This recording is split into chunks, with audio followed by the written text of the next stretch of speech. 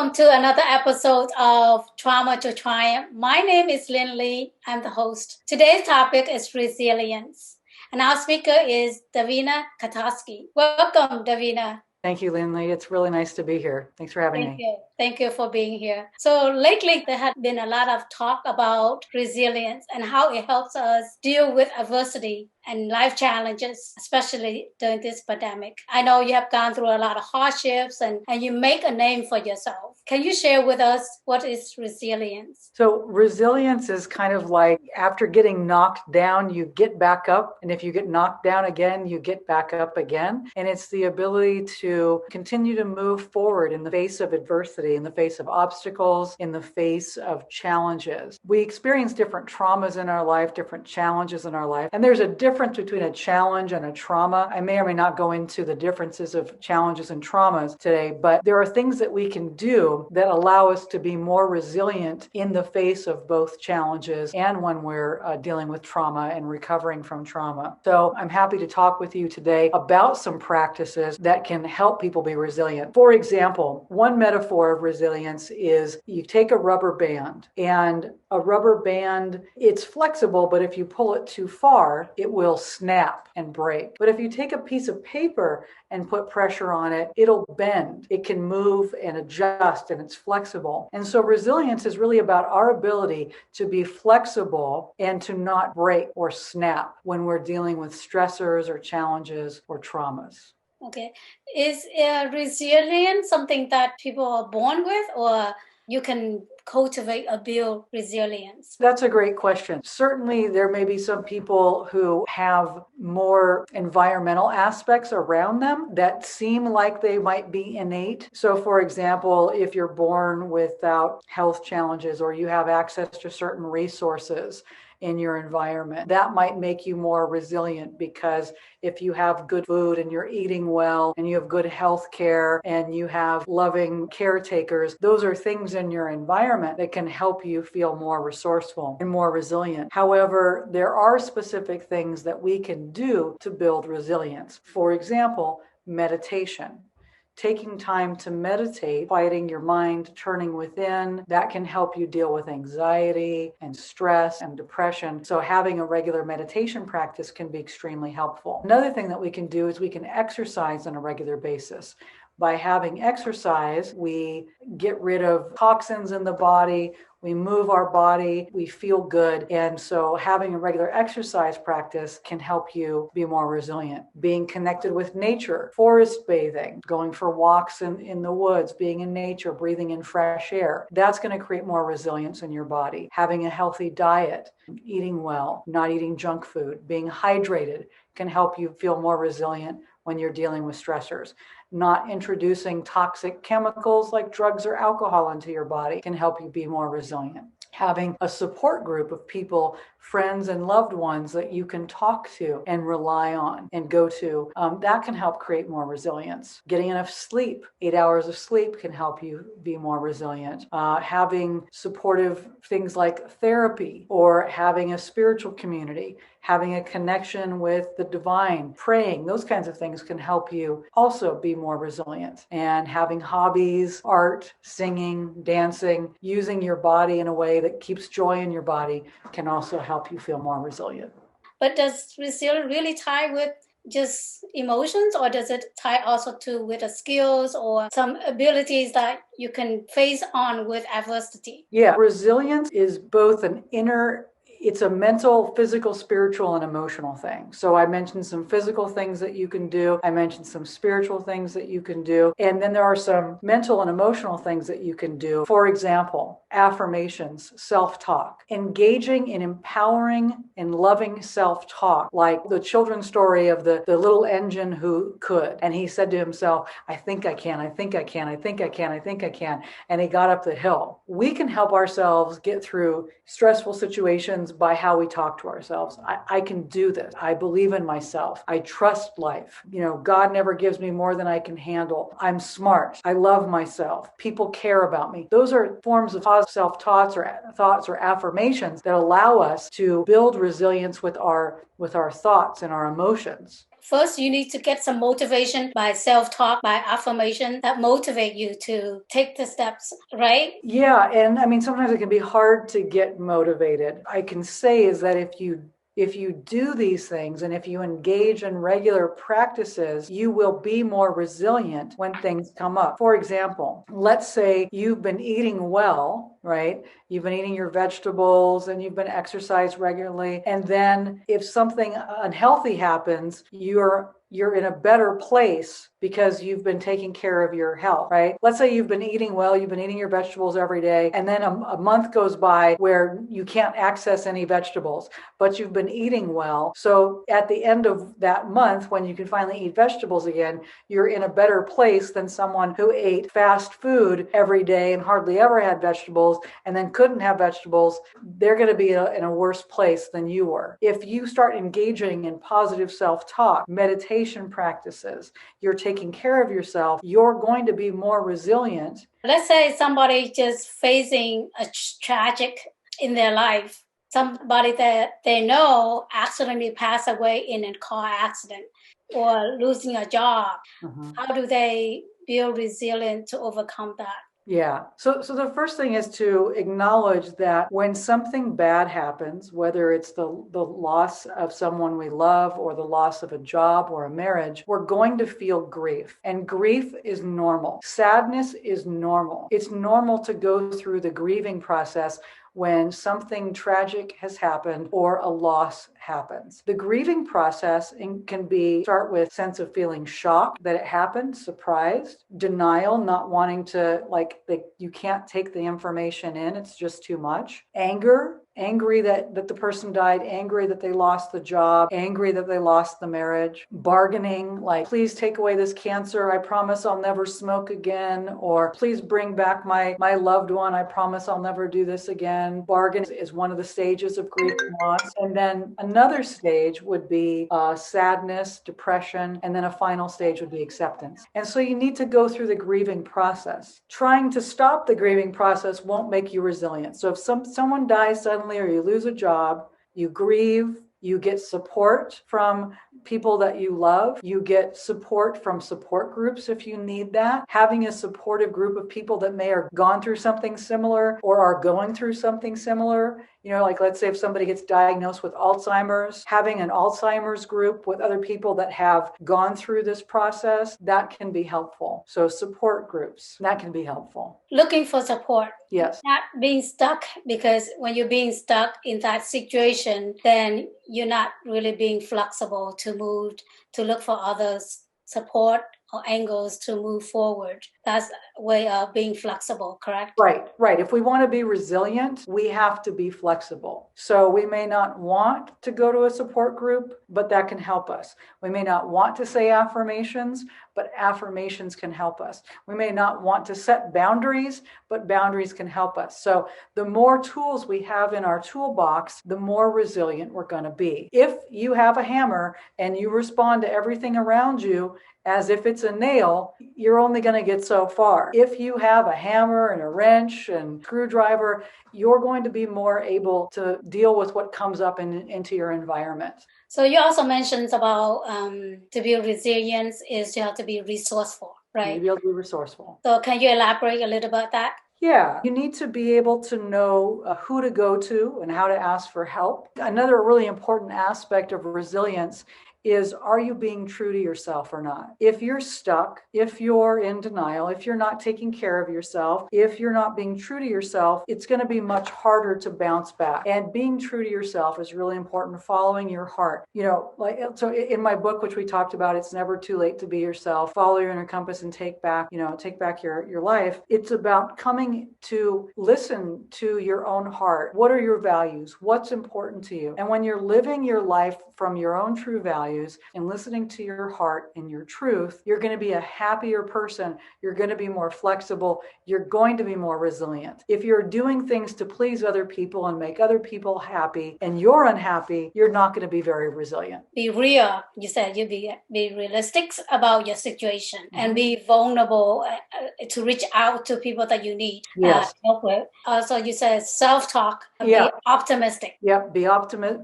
More than optimistic, be encouraging, because you don't have to pretend you're perfect. You don't have to be what they call a Pollyanna.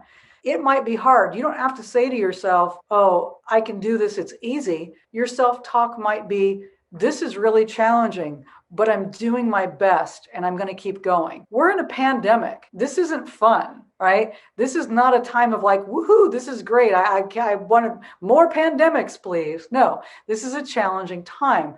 So you want to say to yourself, you don't have to say, wow, this is easy. It's so easy to go through this pandemic. I mean, if that's your truth, then that's your truth. But for many of us, it's like we're in a global pandemic. We're in a time where, people are experiencing life or death situations. You can say to yourself, this is hard, but I'm doing my best. This is hard, but I'm going to keep showing up. This is hard, but I'm going to take it one breath at a time, one step at a time, one day at a time, and I will get through it. Be resilient. Is there a goal, a purpose, solutions that you can try to achieve to be resilient? Resilience is an ongoing state. And so some days we are more resilient and some days we are less resilient. Some days we wake up, we've had enough sleep, we've had our coffee, and, we get in our car, we go to turn the engine over and the battery's dead. And we go, okay, I'm going to call AAA, or I'm going to turn the car off, go inside, let people know I'll be late for my meeting, and I'll get on my computer and do my meetings from home. On another day, for example, we may not have had enough sleep. Our child might have woken up with a fever and throwing up, and we spent the evening cleaning up vomit, right? And taking care of a sick child. And then we are late, and so we don't get our cup of coffee or our breakfast. We're rushing to the car, we get to the car, we turn over the motor, and the battery is dead. And we hit the steering wheel with our hands, or we break out in tears, or we curse as we're calling AAA. The day just spirals from bad to worse to worse to worse because we have less resilience on that day. Resilience is kind of like a bank account. Sometimes we have more debits and sometimes we have more credits. So it's not something the more you practice, the better you get? That is one aspect of it, right? Just like with a bank account, the more you save, the more you have, the less likely you're going to go down to zero. The more you practice resilience by your self-talk, your affirmations, your meditation, your exercise, etc., the more resilient you are. So the more active you are in practicing resilience, the more resilient you will be. Can you demonstrate someone you know or from someone in the public figure that had demonstrate that resilience over and over again? You may be familiar with an actor and talk show host named Ellen DeGeneres. Ellen DeGeneres had a comedy show where she played a character named Ellen, and the show got canceled. After the show got canceled, Ellen was very depressed. Then she read Eckhart Tolle's book, The Power of Now, and started meditating and doing resilience practices. And she became more confident and happier. Then she got another show and she came back. And she actively engages in meditation and positive self-talk on a regular basis, which has allowed her to be more successful. That's one example. Do you have an example of somebody off the top of your head? Actually, I do. That's a good example. Resilience, you're knocked down, but you get back up and move forward to your goals. Recently, I watched Paris Hilton. Oh, Paris Hilton, yeah. The recent documentary about her. And that's resilient to me. So growing up in a very strict family, her mom was very strict. She was suppressed on her own freedom to express however she wants to be. Mm-hmm. And so she was locked in her room and she was put in a way to on-board school. And in that school, they would tormented her. She was put in confinement and all the other stuff. Wow. And she managed to run away from that. Wow. But then she was put in another school, but that was very strict for these kids that like want to express themselves. Mm-hmm. They couldn't because they were being controlled in a way by parents or how they should be living their life, right? Yeah. And finally, when she was 18 years old, she got out of that place and she promised herself she's going to make it successful so that she can live her own life. That's great. That's great. Wow. That's a good story. Yeah, like Paris Hilton, Mhm. Helen DeGeneres. You need to have a purpose. If you don't have a purpose, you need to do the thing like practice, like you just mentioned. To Mhm. find purpose is to be yourself, meditate, be with yourself, and reflect on yourself to find your purpose. You made me think of like Thich Nhat Hanh, for example, right? He was a Vietnamese Buddhist monk who left Vietnam, went to start Plum Village in France, and has a place and basically committed himself to nonviolent practices, helping even Vietnam vets and Vietnam survivors come together, Vietnamese survivors come together to heal and create forgiveness. He should have won the Nobel Peace Prize, in my opinion, and Dr. King's. And he devoted his life to helping people, even though he couldn't go back. He committed himself. Same thing, Dalai Lama too. Somebody who committed himself to helping others, even in the face of hardship. And before they help others, they work on themselves prior to help others. So if we don't have a purpose yet, that means we have not worked on ourselves enough yet. Yes, having and there's nothing wrong with that. No, but having a purpose helps you stay resilient. It's a balance, though, right? It's like you have to help others, but you also have to have self-care. If you don't have self-care, then you have codependency and you're helping everybody but hurting yourself. You need to have self-care and take care of yourself and help others. So it's both and. You're not selfish, but you're also not selfless. It's both. Because when you are caring for others and neglecting yourself, then you become depleted. Yes. Then for even, or like, what is life? Life, I don't feel a purpose in life. It's because you're neglecting yourself. Yes, you become exhausted and then you have no resilience. Right. That's what happened to me too. I always been taking care of people and neglecting myself until I crashed. That's when I realized it kind of like just forced myself to really look at myself and take care of myself. Otherwise, I would just keep taking care of people and neglecting myself. When I start taking care of myself, that's when I start finding purpose. I love that. Yeah, because then you had the space to prioritize yourself and know what your heart wanted. If you're just helping and taking care of everybody and you're not checked in with yourself, you cannot feel your purpose. So when I start reflecting on myself, that's when I start empty a lot of stuff and then refueling with a lot of stuff that I really need and want and thrive and fulfillment and all those stuff, That's beautiful. How about you? That's beautiful, Lindley. Yes, I'm at an age now where I absolutely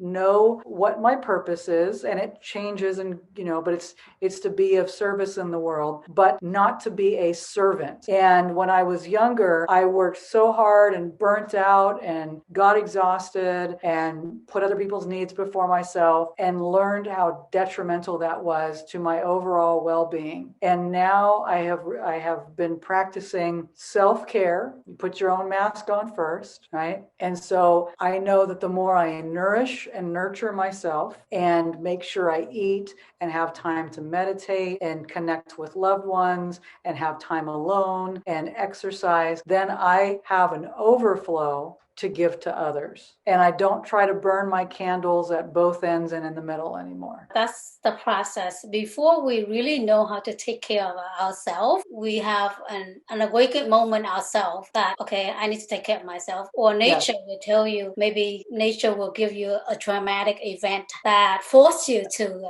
take care of yourself. Exactly.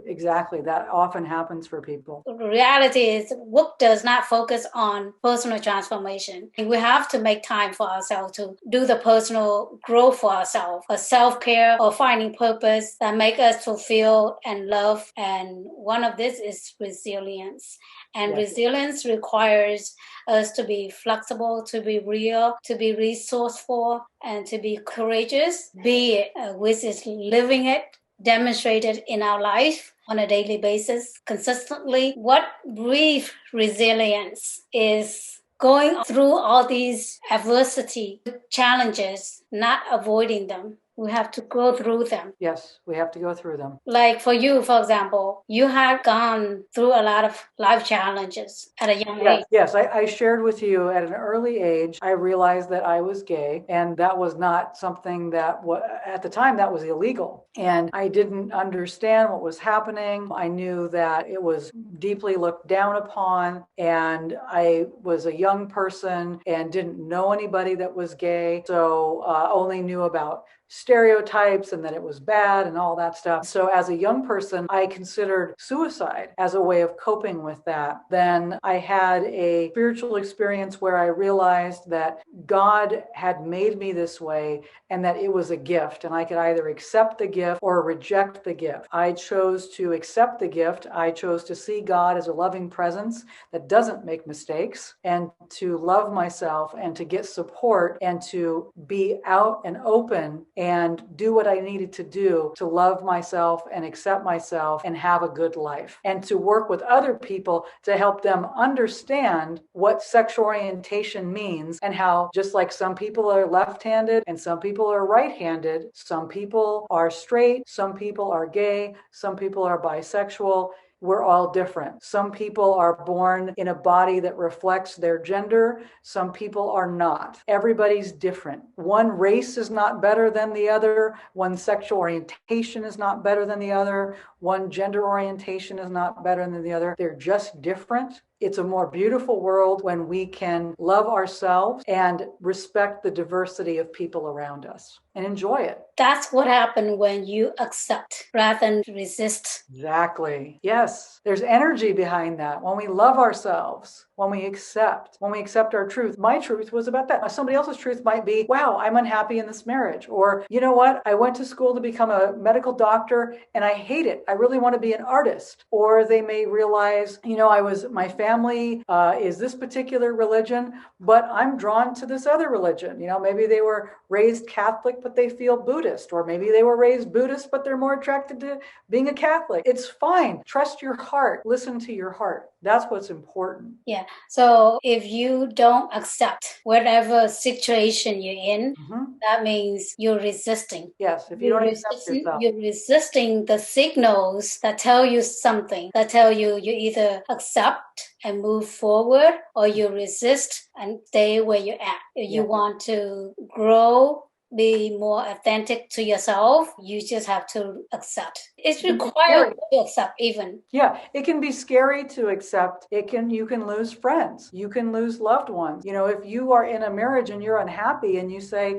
I can't do this marriage anymore, you may lose family, that person's family. You may lose friends who judge you. You may lose people that you used to socialize with. You may lose money. You may lose the home that you live in. But if that's your truth, that you're unhappy in that marriage, then you should get out of that marriage. If you can't work on it, if it doesn't work, if you've tried and you really, it's just not a fit, yeah, it can, but it takes courage. But when you stop resisting it and you take the actions to get out of it, you're going to be happier. You might grieve for a while, you might struggle for a while, but in the end, it will be better. The reason we resist is because we fear of something. Yeah. We fear of being vulnerable, that, people are going to judge me. Like, for example, I was holding on to my marriage because I was afraid of being judged, that maybe I'm too difficult to live with. That's why my marriage falling apart, or I'm not sacrificing enough for my kids or for my husband. I'm just too selfish. Those are the resistance that holding me to hold on to this marriage. But that's the negative self-talk. Yeah. And where does that coming from? It's because of the belief that you are raised up, the culture that you're accustomed to. Self-talk comes from outside of ourselves. It comes from our culture, comes from our family. It comes from other people's expectations of us. Mm-hmm. It can come from our own perfectionistic thoughts. That's negative self-talk, negative self-thought. And so all that stuff comes in on us. And if we want to make a change, we have to start putting in different thoughts. People are going to judge me. Yeah, they're going to judge me no matter what I do. People are going to judge me. Well, they can judge me. I'm going to be happier if I do this. I'm selfish. Maybe, but there's a lot of ways I'm actually not selfish. There's ways that I'm selfless, or I, care about myself. I'll never be loved again. There is a chance I'll never have another relationship, but that doesn't have to be the case. I might have another relationship. I might have several other relationships. I might get married again and be even happier. I don't know, but I'm never going to find out if I stay in this marriage, right? So that's changing your self-talk. So again, with resilience is the ability to bounce back, to come back after something, to be able to stay strong, to be resourceful. There are things that you can do on the physical, emotional, mental, and spiritual level to stay resilient. Physical, exercise, eat well, get enough sleep. Spiritual, meditate, pray. For some people, prayer really helps. Meditation, being quiet, those are spiritual things. On the emotional level, get support, talk to people, help people, but have support for yourself, okay, on the emotional level. Don't try to do everything by yourself. And then, of course, on the mental level, make sure that you're focusing on what's going well, focusing on your self-talk and affirmations so that they're positive. Talking to yourself in a positive way. I know this is hard. You're doing great. I believe in you. You'll get through this. This too shall pass. That kind of talk. Be resourceful. I mean, building the skills that equip you to deal with this, right? Yes. And when you're in doubt, picture a person that is resilient to you. Exactly. Yes. Find other people that are resilient. Find other people, models of people that have been through something and they picked themselves up and moved on. Yeah. And that's how it is. Life is, you just do the work. That's the first step. And you can do that yourself, or you can reach out to the people that can help you. But yeah, again, it's all require inner work. The way we live require a lot of time from work. We tend to neglect our self-work. And this is one that brings us fulfillment, and we need to work on it. Yeah. Right? Yeah. Again, thank you do you have anything else to say? I was just going to say, we should treat ourselves as our own best friend. We should be the most important person in our lives. Not that the other people, our children, can't be important to us. Obviously, they are very important. But we should treat ourselves with love and reverence and make sure we take care of ourselves. That's so important. You do the work. When you do it long enough, repeatedly, become a habit, and things start to shift. If you do it yourself. And if you need somebody help, it moves faster. But again, the power within you, I believe in everyone has the power to shift. It's like any education, you can learn yourself. It's not hopeless, right? You can turn life around to make it the life you want, to achieve things you want that more aligned with yourself, that you don't have to give up yourself in any way, but improve yourself. Absolutely. Yes, you can always turn it around. Don't give up. Do not give up. And like you said, it's so important to live a life that's aligned with what's important to you. You can anything can be turned around. You can turn it around one way or another. Listeners, watchers, viewers are going to get a free chapter of my book. It's Never Too Late to Be Yourself. And the chapter they're going to get talks about a person who was living a very inauthentic life, trying to make it work. They were very successful in so many different ways, but on the inside, they felt empty because they weren't living their truth. If they can turn their life around and create a great, loving, wonderful life for themselves, we all can. Connect to their authentic self. So where can people find you? You can find me at my website, which is davinakotulski.com. And you can find my book. It's called It's Never Too Late to Be Yourself. You can find it on Amazon.com, BarnesandNobles.com, or anywhere books are sold. It's available as an ebook on Kindle or Apple. And you can also find it as an Audible book on Audible or on iTunes. All right, great. So again, thank you so much for coming and sharing your knowledge and expertise. All right, I'll see you guys.